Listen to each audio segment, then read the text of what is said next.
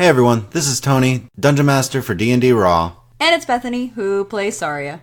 And today we just kind of wanted to go over a little bit of Xanathar's Guide to Everything. Mainly because it now has 3 of the classes that our characters play as official Wizards of the Coast playable subclasses. Not mine, though. I'm trying not to take it personally. The Mystic will be finished one day. It'll be official, right? At some point in the future. Yeah. So, for today we'll be going over the Way of the Kensei Monk, Cleric Domain of the Grave, and the Inquisitive Rogue. Now, I want to bring this point up first, that our players won't be changing their original Unearthed Arcana builds based off of the way it's phrased within Unearthed Arcana before it actually now is part of Xanathar's Guide. But we did want to mention what the changes are and show some of the differences that Wizards of the Coast have made since initially putting out the playtest material. So for now, we're going to start with one of the classes that's had the fewest changes from its initial build that we were using for Sildon, the Way of the Kensei Monk. So Adam, who plays Sildon, by the way, was like, all right, Xanathar's Guide came out. I looked at it. I got some questions. Mainly, will I be able to do calligraphy? I feel like that's important. I feel like that's something that would really add to my character. Just kidding, I don't really think he's going to have time to do that. But at the same time, calligraphy? In some distant backstory, Sildon could know how to do calligraphy, but it's not going to matter. And I told him no.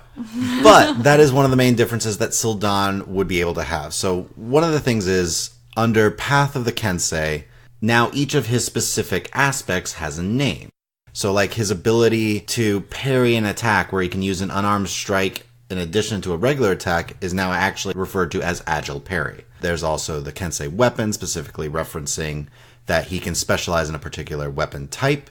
His Kensei shot, which Adam has not used, but one of his Kensei weapons, if he throws it as a bonus action, it can deal an additional d4 points of damage. Now the part of it that is new is the Way of the Brush. What this does is it could give Sildon proficiency in either calligrapher supplies or painter supplies. Which was Adam's takeaway of what he felt might be missing from his current build. Not really for this campaign, but just for, like, you know, for him to be, like, well-rounded, you know, like, he cares for his little monks, and he does calligraphy on the side. Why wouldn't he? He really wanted this, but I also told him that there's no point to it. It's not going to come up. Yeah, I think he got that, but in his mind, Sildon is a calligrapher. Oh, yeah. Now, I did want to mention other changes to the class itself compared to the Unearthed Arcana, and one of the differences of this class is under Sharpen the Blade. Now, this time it specifically states that the key points used to enhance the attack of the weapon doesn't work on a weapon that already has an enhancement to its attack and damage bonus. The original Unearthed Arcana stated that you could use up to 3 key points to increase the attack and damage bonus of a weapon. In the Xanathar's Guide, it now just specifically states you can't do this to magical weapons that already have a bonus. That seems fair. It does. And that's kind of a general Wizards of the Coast approach, right? You can't enhance something that's already enhanced when it comes to, like, magic items and that sort of thing. Yeah, now it's just specifically stated. Yeah, because some of the things they made are sort of goes with how we interpreted the original play test materials. We thought, okay, I think this is what they're saying, so now they just really added some clarification, so we're not like, I think we're doing this right? That's actually one of the big things with all the classes so far is reading the original Unearthed Arcana material while there's like a paragraph of text has now been shrunk down to like 2 sentences.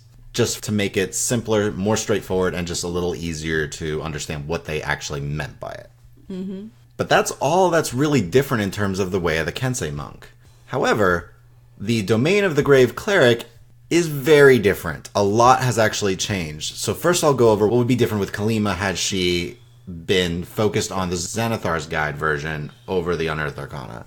In this, one of her first abilities, the Circle of Mortality, it already grants her the ability to cast Spare the Dying as a bonus action. Now, for Xanathar's Guide, she can cast it at a range of 30 feet instead of touch. So, I did bring up to Tony, I'm like, just hypothetically, if, you know, we're in a scenario where, like, a lot of the party's down, Kalima needs to cast Spare the Dying, wouldn't it be great if she could cast it at a 30-foot range? It'd be nice, but we had already decided, since we're already so into the podcast as we are, that we're not going to shift to the new Xanathar's Guide. But Tony, you need to understand, we're players, so we want to have our cake and eat it too. Like You that's do. That's our approach. Like, it can't hurt to ask. You are always welcome to ask. Yeah. And I am always welcome to say no. That's fair. In addition to this, while again it's a little bit of that Wizard of the Coast are specifically stating something, it does say now that it doesn't count against the cantrips known by the cleric. So if they in their cleric list it says that they know 3 cantrips, this is not part of the 3. While as before it didn't specifically state this. We assumed it though. We assumed it, but it hadn't said it. Yeah. Next comes with Eyes of the Grave. Now, Kalima's used this once so far in the podcast, and it's now a little bit more... You get a little more versatility out of this than you did before, but its range is much more limited. So before, it took her a minute to focus on this ability, and it could extend up to a mile, and it would give her distance, direction, number, and as well as what type the undead with the highest CR was. It was very much kind of like the Ranger's Primeval Awareness ability, which is great as a player and really not a DM's favorite thing when you're like, excuse me, please tell me within the mile. We'll just say a mile. What's going on? Feel free to check your notes. I just, I need to know. And details, please. So, as much as I would love to switch this over, I'm kind of going for an all or nothing approach, of course, so I'm sticking with the original writing of this. But what it does limit is it limits to once per long rest of this particular use. Now, the Xanathar's Guide version treats it as an action instead of a minute. But it only extends up to 60 feet. And only to creatures not behind total cover or protected by divination magic. Divination magic? No one would ever be protected by divination magic. Yeah, that never happens. Now, it does get rid of the number, the distance, and the direction of undead, as well as the type of undead that had the highest CR.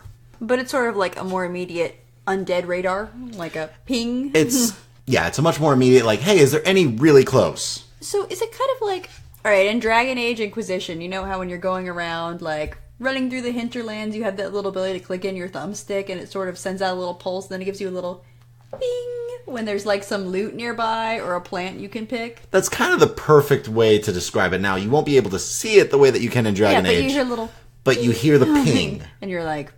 There is an undead within 60 feet that is visible. The key word is that it's visible. It's not behind like a building, or that means that you guys could see it if you perceive correctly. Yes, if you look in the right direction. Another big difference is, while before it was a one-time use per long rest, it can now be used a number of times equal to her wisdom modifier. That's a lot better for a cleric. She can use it now 4 times, but the range is severely limited. She probably still can't use it as much as I use that ability in Dragon Age, which I use pretty much constantly.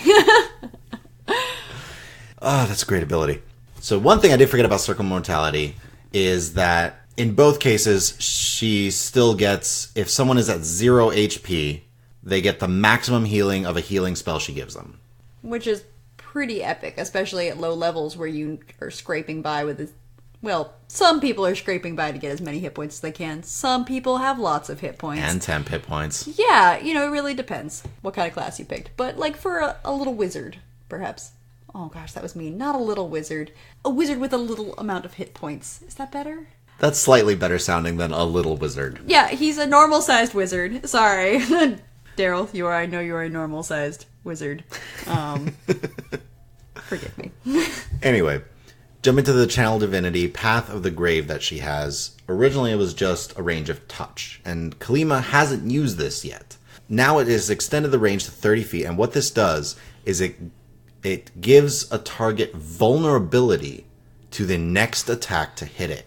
And that means any damage type that hits it on this turn, all of that doubles. So it's not one particular damage type. So, for example, your sword that deals both cold and slashing... both would be doubled, not just slashing, because it's all in one attack. Yeah, that's pretty epic. Now, she can use this pretty much the same way as any Channel Divinity, just a specific number of times a day. Yeah. But if you hit someone hard with an attack on the next turn that she does this to somebody, all that damage is essentially crit. question, just hypothetically. Saria has that ability where I can, do extra psychic damage with attack. Would that also... Bonus action, 5d10. Yeah. I mean... If you use all 5 psi points. Always use all 5 psi points. Unless you're running out of psi points, which would never happen. But that would work too? That would work too. Essentially, if you convert all of that and do the attack, so your attack on Travone, you crit. Yeah. Now what this would do is, even with the crit, whatever your crit roll was, the entire damage is doubled. Because of vulnerability. So that is a massive amount of damage that can be dealt to a single target. Now she can only use this, again, very limited amount of times, and as we're keeping it, it is currently a range of touch. Right. That's fair. But that'd be pretty awesome for a character to actually use in a campaign. Yeah. And one thing that the Unearthed Arcana edition mentions is even if they have resistance or immunity, the resistance immunity is instead gone. It's replaced. It's gone. So it's a flat attack. Oh, okay. It's like it's brought down a level. The new Xanathar's Guide version does not mention resistance or immunity, which implies that they just get vulnerability to it. Wow. So wait, what's that quote from the... Now you will die. Is that basically... Are you talking Mortal Kombat? Yeah, okay. So it's basically like that, where she can go to someone and be like, now you will die from a range of 30 feet. And Pretty much. And then they just take... And then they feel a little vulnerable. Oh, they're like, oh, those words, so painful. Yeah, that's actually a nasty ability. That's why they limit the amount of use of that. That's fair. One of the other abilities, now going past what Kalima can currently do. Now, this is a cool ability for later on, but it's called Sentinel at Death's Door. Originally, you could only use this once, but per short or long rest. Now you can use this a number of times equal to the player's wisdom modifier, but it only recharges on a long rest. What this does is if an ally within 30 feet gets hit with a critical hit, it turns it into a normal attack. Whoa, that would be great for those moments when everyone's like, no, in slow motion and can do literally nothing. Yeah, so that is a really nice ability. Wait, she is would that a get reaction? at 6th level. Yes. It's a reaction. It is a reaction. It would have to be, right? Otherwise, she'd have to be psychic. Well, that's your job. Thanks. 2 other abilities, and like I said, the Domain of the Grave changed quite a bit from the original, but one thing they changed was previously there was an ability, Divine Strike, where you could add a d8 of necrotic damage to one weapon attack you did, and it increased to 2d8 at level 14. Now, it's Potent Spellcasting, which adds the Wisdom modifier to any cleric cantrip damage that you deal. I mean, that can be pretty good, because some cantrips are pretty great at later levels if you chose wisely. Part of the problem is cleric damaging cantrips. So, Sacred Flame? Oh, the Sacred Flame. Hey, Sacred Flame is, I think it's kind of underrated. It's an awesome spell. Yeah. It's just an extra damage, especially one of my favorite combos for clerics is Spiritual Weapon and then Sacred Flame. Because the Spiritual Weapon just stays up for a minute. No concentration. You're like, you do you, Spiritual Weapon. It's like, you got it. I'll keep bonus action attacking somebody. Just, same turn. Oh, I can still cast another spell and damage someone? Sure, let's do it. Yeah, when I've played a cleric, I've had a couple of times where I played a cleric who was like an NPC who was with the party in combat. Tony was like, all right, you can play the cleric. And I was like, great. I don't know what I'm doing when there's no one to heal. And I was like, Sacred Flame. It's a great spell. Yeah, it's a great go-to, and it doesn't burn a spell slots. You can save all those slots for healing. Because, of course, in my interpretation, this NPC was really focused on saving their spell slots for healing. For some reason. It's to save you. It's for the good of the group. Anyways. The final ability that the Domain of the Grave Cleric gets is called Keeper of Souls. Now, Xanathar's Guide has increased its range. Originally, it was 30 feet, but has increased to 60 feet. So this was kind of cool about it. So if the cleric sees an enemy die within its range, which is now 60 feet, it can choose to regain hit points equal to the enemy's hit die, maximum number hit of die? Number. Okay. Yeah. Equal to the enemy's hit die, or it can do that for an ally within 60 feet of it. So wait, what's the story thing for how this mechanic works? Like, tell me how this works. This sounds kind of evil. I'm going to mention this real quick. I mean, a Domain of the Grave cleric is not evil, but kind of a bit dark. So the exact wording is, you seize a trace of vitality from a parting soul and use it to heal the living. So you're like scooping a little handful of soul. Essentially, as the soul is leaving, you take a small bit of it and heal either yourself or an ally within 60 feet. I mean, if you're doing it for the right reasons, that's okay, right? You can also do this only once per turn. Well, that seems... Once per year turn. Once a round. Yeah, otherwise you'd just be like, soul harvesting. I mean, wait, what are we calling it? Sorry, keeping of souls? Yeah, you're the keeper of souls. Harvesting. Seems a bit more... It's a bit dubious. No, yep. It's fine. I'm sure it's fine.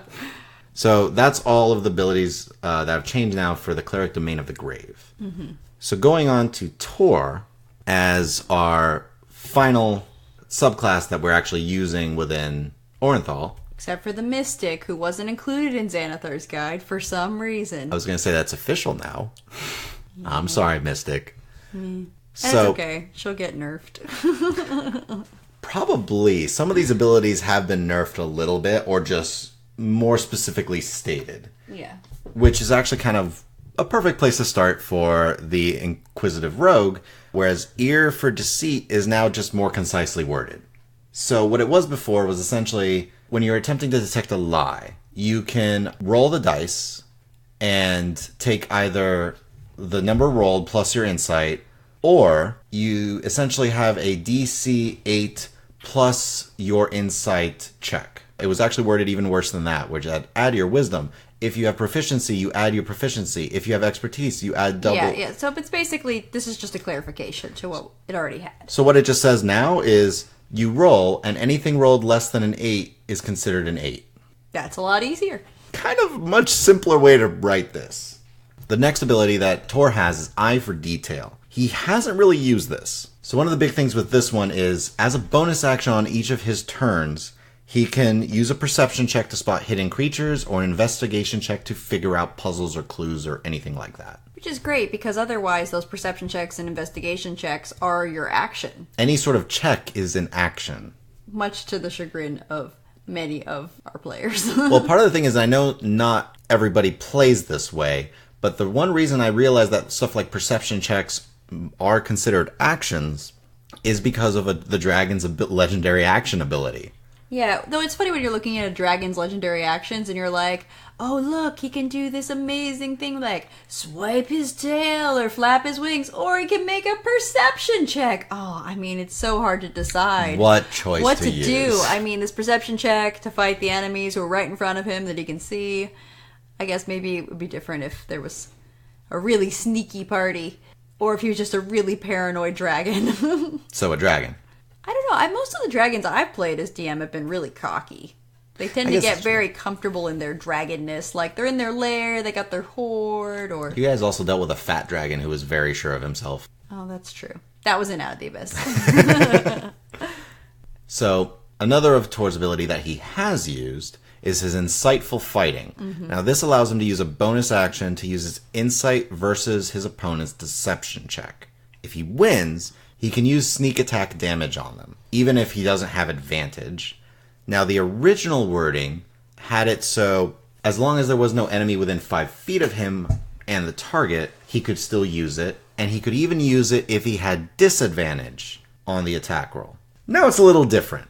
Person near him doesn't matter, but he can't use it if he has disadvantage. That seems fair. It's a little bit more focused, but I think they realized having disadvantage on a target and still getting all that sneak attack damage didn't make sense, like, in a real scenario. Well, because disadvantage, as a mechanic, implies you are at a disadvantage for some reason. So how can you hit that sweet spot to hit the sneak attack? I mean, you can always be really lucky. And use lucky. Well, there's that. Or you could crit or something, but yeah, I think that you're right. That makes sense just from kind of a combat narrative perspective, that you really shouldn't be able to have that sort of conflict. Yeah, how can you hit the weak spot of your opponent if you're having a hard time just hitting your opponent? Yeah, that's true. So, going past Tor's own abilities into the rest of the Inquisitive Rogue, there's an ability, Steady Eye, which they've tweaked a little bit. It does play off of his ability to use bonus action to perceive, but now he gets advantage on those checks if he only moves half his speed on his turn. So he's like skulking along, checking things out, doing a perception and investigation. Yep. Well, actually, now it is also investigation. Originally, it was only perception. So now he does get advantage on both perception and investigation if he moves only half his speed on his turn, where originally he could not move if he wanted to get the advantage. I mean, this would be better also if you weren't a dwarf. Move of 10 feet, because if he moves 15, technically that's more than half his movement yeah, speed. exactly. That's what I was thinking, so it's only 10. But still. Now, second to last ability for the Inquisitive Rogue is the Unerring Eye. What this does is specifically states you need an action to do this, but it allows the person to get a sense that there is an illusion within 30 feet of them, that there's a shapeshifter within 30 feet of them, or any other type of magic that is meant to disguise something. Okay. Basically, the Unerring Eye, the idea is such a focused rogue can sense that there is something wrong.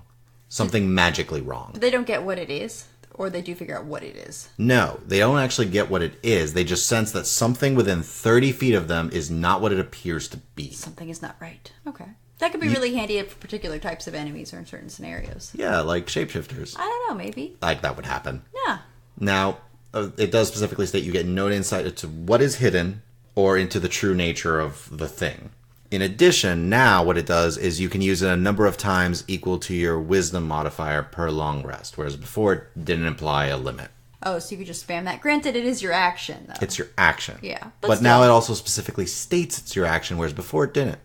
I mean, you would assume it was an action. You would assume so. But again, I think it's a little bit of just clarification more than anything else. Which is good. We like specificity and clarification. Otherwise, well, let me clarify that. As DMs, both Tony and I like specificity because otherwise we have a few players, I won't name any names, like me, who try to just make sure that I'm being totally clear on exactly what my ability means and what it does, just because I don't want to use it incorrectly. Or, not use it to its fullest extent. Right? Right. Yeah.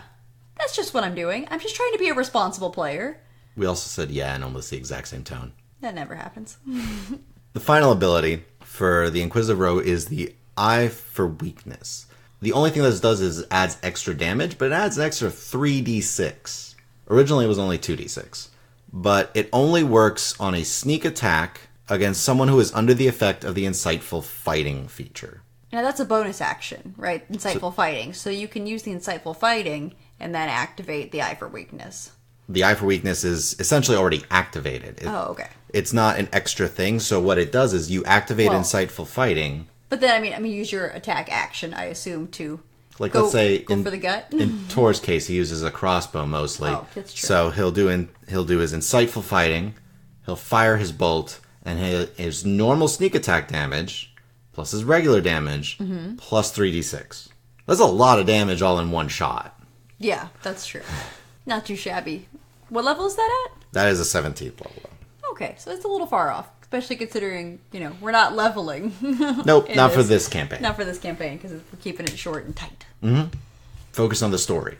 All right, so Tony, my question is, what's better? I mean, we've talked about, Unearthed Arcana did that, Xanathar's Guide did that. If someone wanted to play one of these classes, what should they do? Should they use the free Unearthed Arcana materials, or should they get Xanathar's Guide? So, comparison-wise, the Way of the Kensei Monk, both work. The stuff between the Xanathar's Guide and the Unearthed Arcana material for the Way of the Kensei Monk is the same, for the most part, unless you are Adam and want to do calligraphy. The big difference, and what I think people will pick the Xanathar's Guide over any Unearthed Arcana material, is the Domain of the Grave Cleric.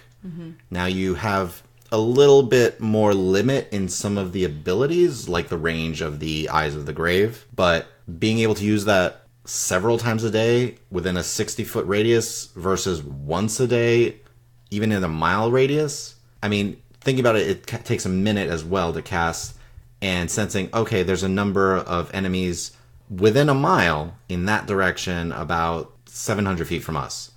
Doesn't mean they're going to be there by the time you get there. Within 60 feet, that means you can also see them. Having the Sentinel at Death's Door, that's kind of awesome. All the abilities of the Domain of the Grave Cleric seem to have been enhanced in the Xanathar's Guide. And I think that one's honestly a better fit.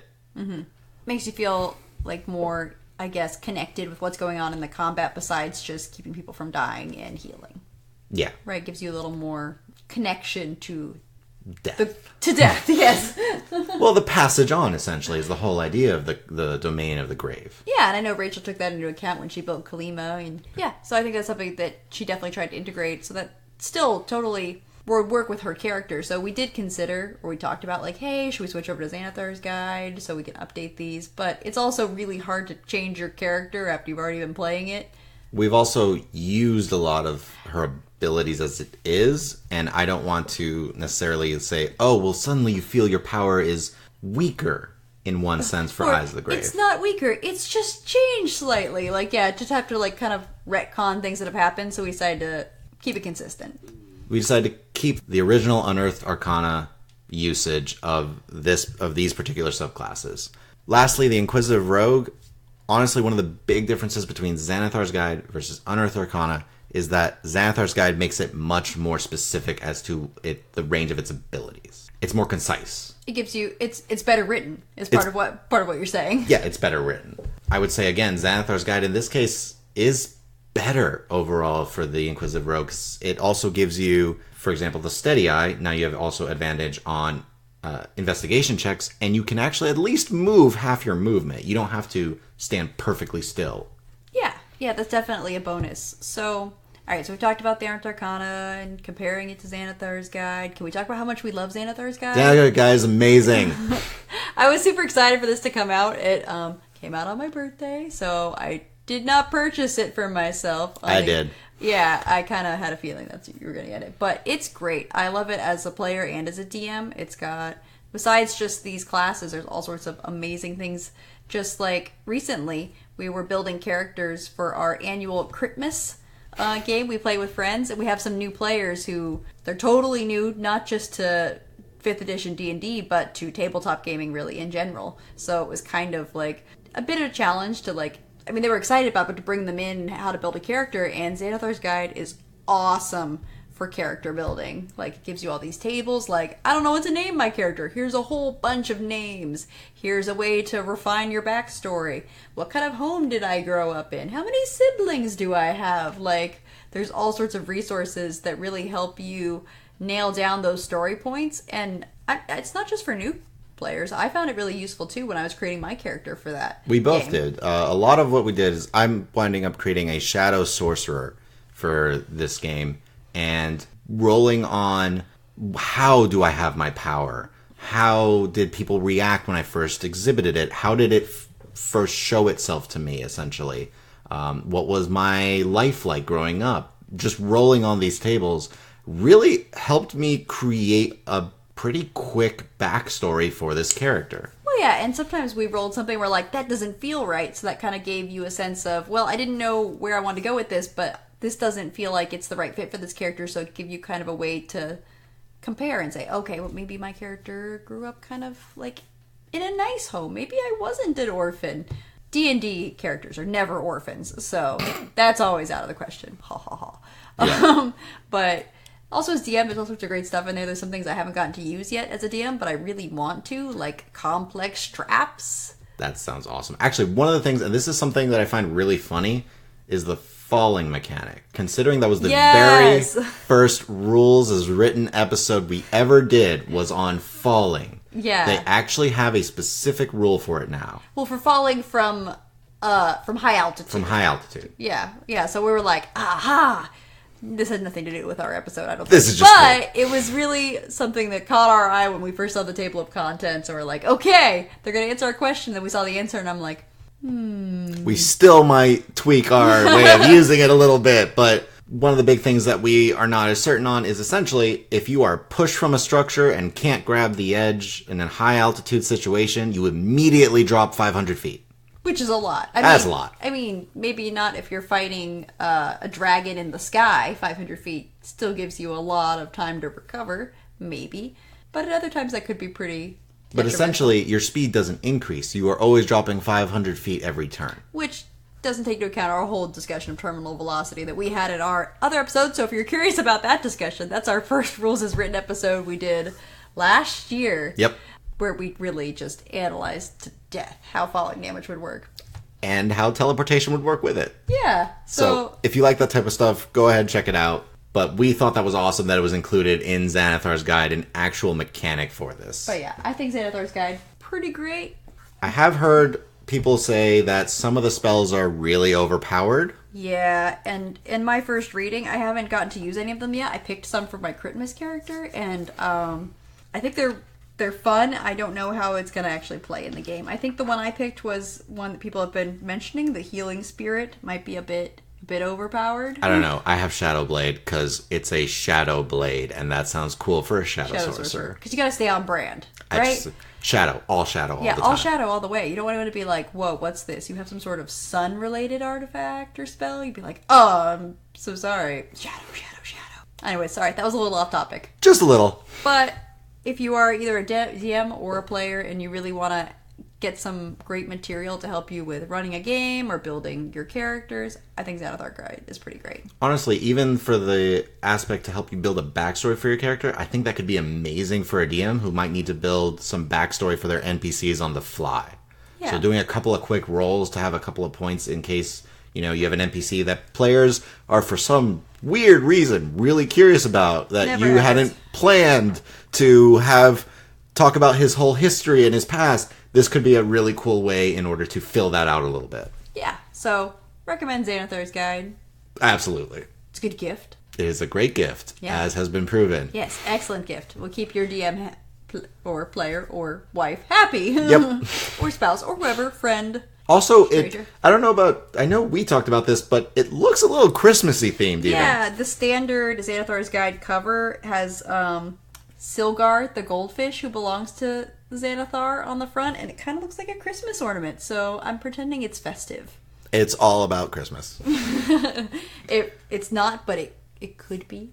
It could be. So, I think that kind of covers everything. We could definitely do more talking about Xanathar's Guide, but we'll try to keep it short, because we just wanted to have this little quick episode on our off week to share with you guys. This is a quick episode. Yeah, this will be quick. This will be fine. Yeah. So thank you guys for listening. We also have the information that Tony ran through on this comparison between, Unearthed Arcana and Xanathar's Guide for the classes we've used. That's going to be on our website in a blog post. So that's at DnDRAW.com if you want to read all the details. If you're really into that, we also have links to our character sheets as they currently are if you wanted to see what that looks like. To see what the old Unearthed Arcana is for our current characters, that is already on our website. I will be posting the blog very soon as to what specifically changes have been made in terms of what they have versus what they would have had. Thank you all again for listening. Please follow us on Twitter at RulesAsWritten. You can also, like we said, check out our website, DnDRAW.com. If you have any questions to the DM, send them to DM@DnDRAW.com, and that's how Tony will find out what your questions are. One thing we want to mention is let us know what you think about kind of this sort of different format, kind of going over some rules and giving you guys some mechanics just to kind of contrast with our actual play series, Orinthal. So let us know what you think. If you like this, if we should do more like this, where we just sort of hash out different rules, because we like rules. We do. Yeah. So thank you guys for listening. Leave us a review to let us know what you think of the podcast if you're on iTunes or really anywhere else you listen to the podcast, and we appreciate it. We really do. And we hope to see you all next time in Orinthal.